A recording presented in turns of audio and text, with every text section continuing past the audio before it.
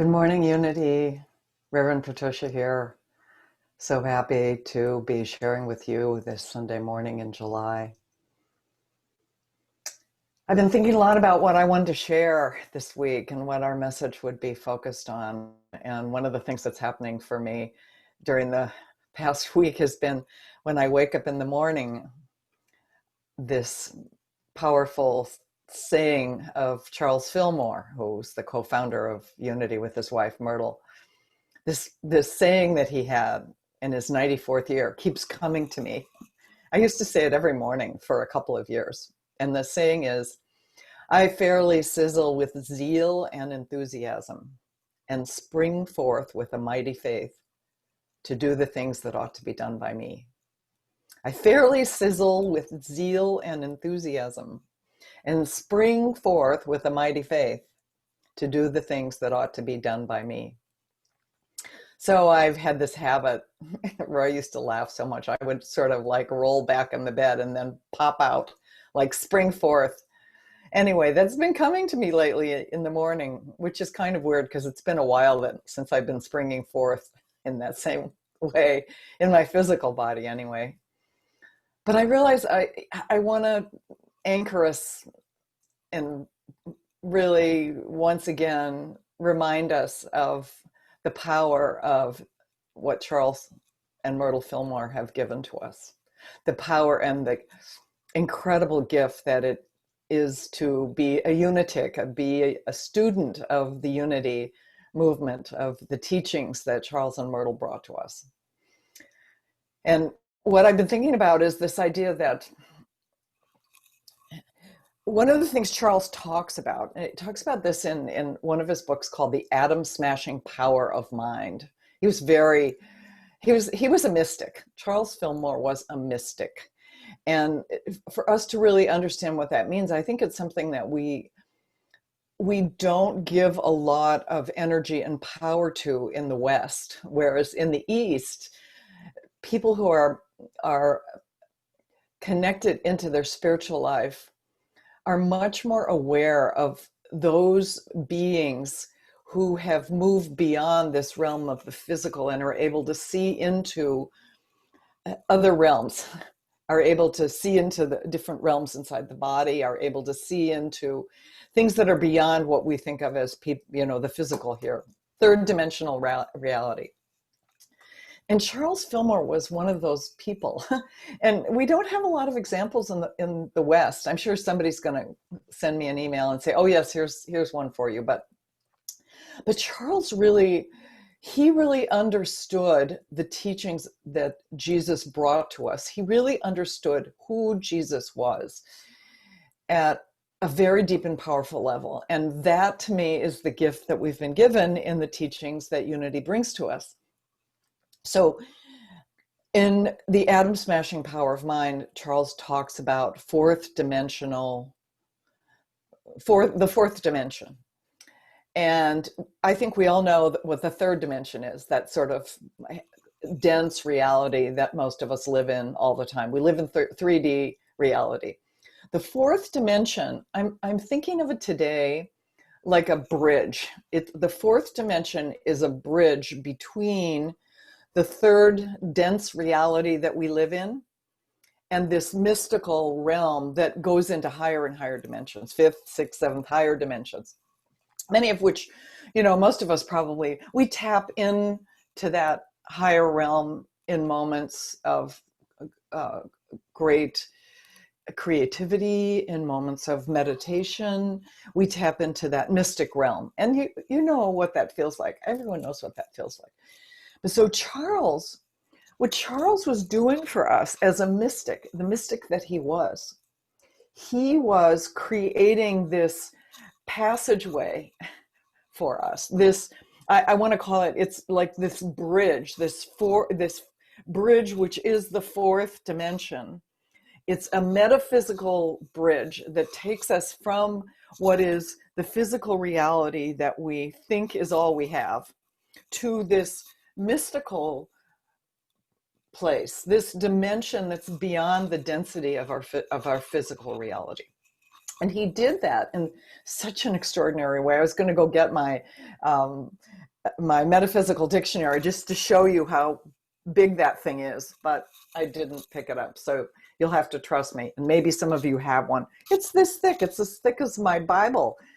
He created for us a bridge that takes us from the people, places, and things that are in the Bible to that mystical experience that we all have on the journey of our soul. And I'm just assuming that because you're here and you're part of a unity community at some level, that you understand that you're on this journey, that you're the being of who you are, your soul, apart from your physical body, is on a journey. It's been somewhere and it's going somewhere kind of all the time, whether we're aware of it or not, whether we're asleep to it or whether we've awakened to the fact that we're on a journey. We're on the journey. So this bridge that Charles Fillmore has created for us is a metaphysical understanding, awareness of where we are on the journey in any moment in time. And how this plays out for us is the journey that Jesus was on. Jesus was on a journey. Jesus was on a soul journey. You're on the same journey that Jesus was on. You know, this journey through life. And I think for some of us, we think about life as lessons. Life can be it can be seen of like life is a school. We have experiences and we learn the lesson and we move on to the next grade kind of thing. Or we can think of life as an ongoing journey. We reach a destination, we have that experience, we maybe take a detour, go back home for a while, we come back, we go somewhere else. We have these experiences. It's part of the journey. And it's an ever-evolving journey. Just like, I guess, school. If you thought about school, you know, you're going to get into high school and then you're going to go maybe to college, then graduate school, then, you know, after that, you just keep going. Maybe then you become a teacher. Anyway, I won't go there. So the thing about unity that's so incredible, and this is what I really want to kind of have us grok today, is think about Jesus, the life of Jesus. So Jesus was, first of all, a miracle birth, let's say that. This being comes into existence, and at the age of 12, he's in the temple talking to the priests, and we get and understand that this is an unusual being. This is an unusual being. Then the next 18 years, from age 12 until 30, we don't really know what he did, where he went. We can pretty much guarantee that he did some deep, deep diving into his internal world and connected with a lot of different people, so that when he emerged as the teacher that he was at age 30, that we know of his teachings during that 3-year period, he had moved a very, very far piece from who he was as a 12-year-old to be able to create the kinds of experiences, the miracles, and bring forth the wisdom that he had at age 30. And even during that 3-year period, there is so much that we're being given in his teachings and in the miracles that he performed that are there for us to understand our journey. And what Fillmore did, what unity does for us, is it helps us on this bridge. I'm thinking of it like kind of like this 18-year period that we have, where from the time that we wake up, and I'm thinking for me, you know, all of us have a time that somehow we got ourselves into unity. Something happened for you that got you into a unity church, that took you to a unity class, that somebody had the daily word, you read it and you went, oh my gosh, this is for me. This is kind of who I am. This is what I believe to be true. This is about my life. This is a great thing for me to learn about myself. I want to share it with someone else. We all have that moment. We all have that moment, that kind of aha moment. And it's the beginning of this journey on the bridge that I'm calling this fourth dimensional bridge that Charles Fillmore and other teachers, yes, but Charles Fillmore did it for us in Unity, where we begin to understand that which is beyond the physical. We're moving beyond that third dimensional reality where what you see is what you get, and we're not Lot's wife. We didn't step onto the bridge with the person who shared the initial teaching or wisdom or said, hey, come to Unity, the music's fabulous. We didn't step on that bridge with somebody and turn around and go, oh my God, I can't do this, and turn into a pillar, did we? No, we kept going, all of us. Let's hope we all keep going. And what Fillmore has done with these teachings that he's given us is he's given us little tiny lessons all along the way to understand the journey that Jesus made into full embodiment of the Christ presence, into full embodiment of what he said, the Father and I are one, into that place on the journey of his soul, where his soul and his body were linked, and he was able to, because of his consciousness being connected to source. God is my source, God is my power, God gives me everything I need. Jesus knew this, he claimed this, he told people, this is who I am. We're being called on the same journey. We're being called to move ourselves from that place of three-dimensional reality where we don't see the workings of the higher consciousness. We don't see our connection with something greater than ourselves. We think this is it. We think COVID is it. We can't look deeper into what's happening in the moment, which is what Fillmore is always asking us to do. This is the bridge. This is the bridge that Unity offers us. This is the bridge of the fourth dimension that's moving us out of people, places, and things into a higher understanding of who we came here to be, why we're here on the planet, what allows us, what consciousness allows us to be a presence in the world for healing, for grace to flow through, for spiritual understanding, for connection with others. What is it that we need on our journey on this fourth dimensional bridge? What is it we each need right now? What is it we need to understand about wherever we are in this journey that allows us then to embrace fully the Christ consciousness that we came here to be on the planet Earth, that allows us to align with what Jesus did, which is say, the Father and I are one.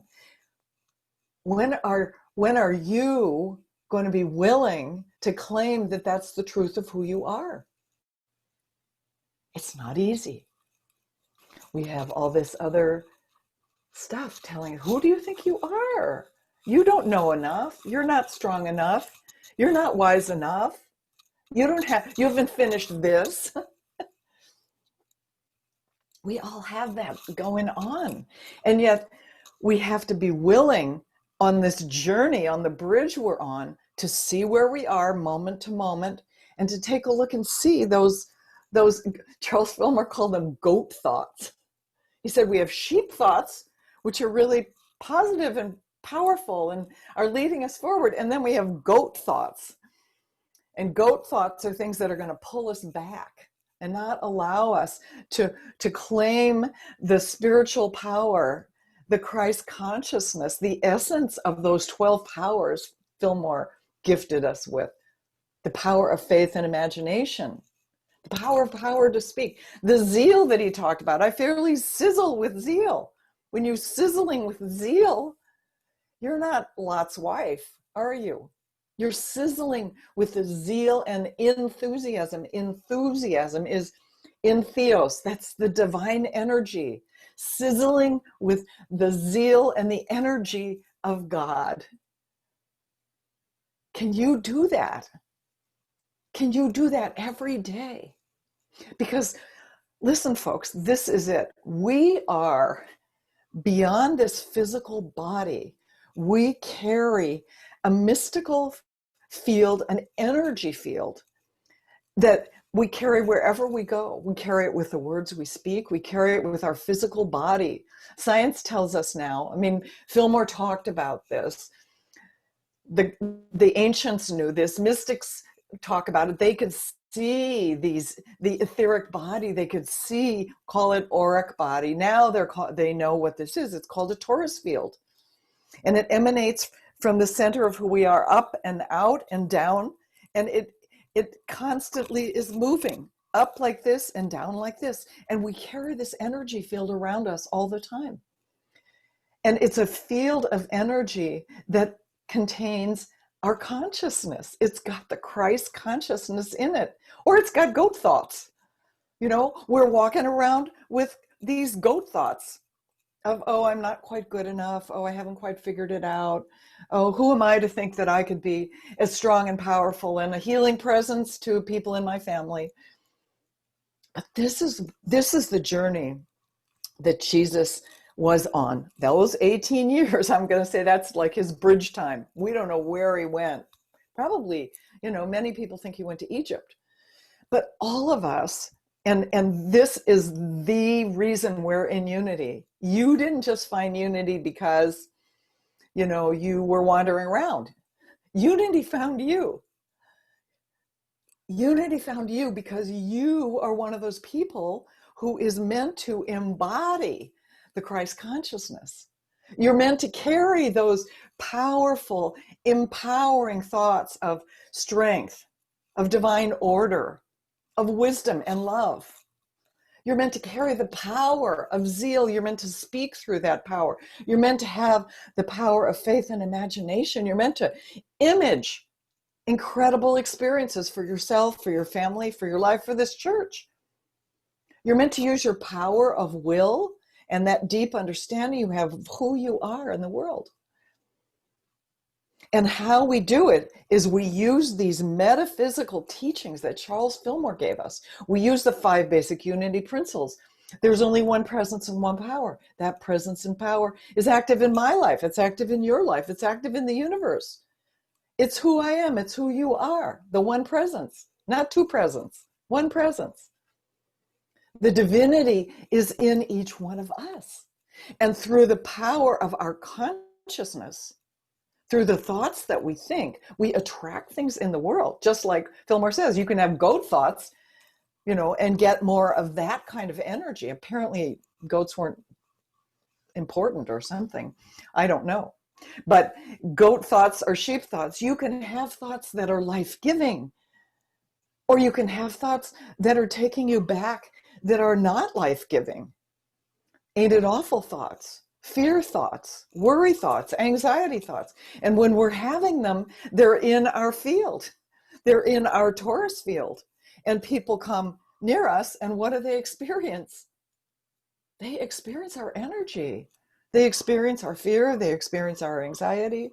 They experience our worry. And Fillmore was there to say, hey, people, take a look at what's going on in your consciousness. This is what Jesus was having us do all the time. He was asking his disciples to look at the consciousness. What are you speaking? What are you seeing? Because this is what you're giving out in the world all the time. And we are each here to be the healer. We are here to be the teacher. We are here to hold the light. Just like Jesus said, these things I do, even more, you'll be doing them. The whole Spirit of God comes upon us, and we're carrying this energy. So I invite you to take a look inside for yourself. First thing, look at who was it that got you on the bridge in the first place. Thank that being, that person, whoever. Feel the gift and the grace that you're on this journey. And think about the journey as it's been for you over in my life, I've been involved in several different Unity churches. For you, maybe that's been the case, or maybe Unity Richmond's been the one for you. Notice how just as each one of us get on the bridge and we're doing our metaphysics and we're feeling so expanded and we're learning things about ourselves and our relationships are changing and we're inviting other people to be part of our world. Sometimes things happen that really put us down. It's like we're like Peter, we get out of the boat because we see Jesus out there in the distance. We're so excited, and then we look down and go, oh my God, I'm not supposed to be able to walk on water, and we start sinking. It's part of the journey. So for all of us, those things happen, but we're reminded always that this journey, this bridge we're on, this fourth dimension of understanding metaphysics and moving into a more of a mystical place in terms of who we are, claiming who we are, that Christ consciousness, that whole consciousness of the divine. We are meant to be here in the fullness of our Christ nature. So what is it for you right now? How is this experience of COVID either expanding your energy field, giving you more juice, more zeal, more enthusiasm to be the light that you were called here to be on planet Earth? Is this virus and this experience of being sheltered in place, is it causing you to claim the fullness of who you are as a Christed being? Are you on the bridge and are you seeing the power of the light being that you are? Are you seeing beyond the physical? And are you able to anchor yourself in, whether it's doing daily meditations, whether it's reaching out and extending that consciousness to others around you, making a phone call to friends and family, having a prayer with someone, listening to Silent Unity, asking for help from Silent Unity, calling somebody to ask them to pray with you, joining the noon meditation here that Unity in Richmond's offering, reading spiritual books. What are you doing on this journey, on this fourth dimensional bridge right now, as we're in a very, very, very different transitional period? This is part of our 18-year experience, right? It's part of it, because most of us have not fully claimed the Christ consciousness. We haven't fully said, I know it. I know my I am is all I am. And we're on the bridge. And this experience of COVID, where we're being asked to wear a mask, what does that mean? It doesn't mean we're hiding ourselves. No, it means we're looking out for the other. How are you called to look out for the other in your life? The mask is not about hiding at all. The mask is about protecting the other, about being conscious of the other. And was Jesus not all about that all the time? So take a look for yourself. Where are you on this mystical journey? Where are you in the metaphysics of your life, able to see in deeper? Last week I talked about the man who was by the pool of Bethesda on his mat. And Jesus was able to connect with this man in such a way. He was at the other side of the bridge, connecting. That guy had done his work long enough so that he was able to connect in with that Christ consciousness, to rise, take up his mat, get rid of his excuses, and move on. We can all do that during this COVID time. It's not that we have to be out in the world in order to claim our Christ consciousness. Each one of us have divine purpose that we're meant to be and to do, no matter whether we can get in our car and go somewhere and do our purpose. We are mystical, magical, metaphysical, fantastic beings. So what's it for you right now? what is it for you? Where are you on the bridge? Is this early for you in your understanding of who you are as a metaphysician, able to see what's going on in your life, looking at your relationships, looking at the experiences that you're having in your life, looking at collectively at COVID, what does that mean? And how are you part of that solution? How are you part of this mystical experience of Christ consciousness on planet Earth as your torus field, as your field of energy emanates in a bigger and bigger and more expanded way? So many blessings to be in the unity movement, to be part of unity, to be part of Unity of Richmond, and how this journey will unfold for the church, for Unity of Richmond. It relies on each one.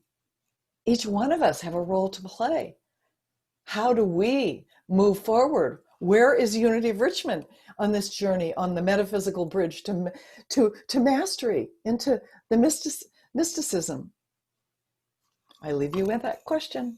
Anyway, love you all. Looking forward to our conversation today. Namaste. That means the divine in me sees the divine in you and blesses you.